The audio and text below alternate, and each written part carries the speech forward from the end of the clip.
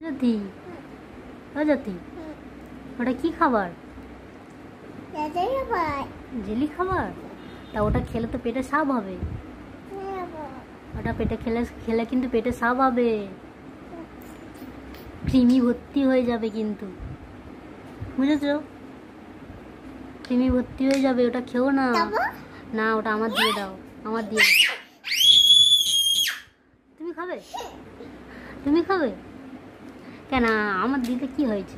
এ বাবা, ওই পড়ে গেল, গায়ে পড়ে গেল। দেখেছো তো, আমার দেবে না তো, ওই জন্য পড়ে গেল।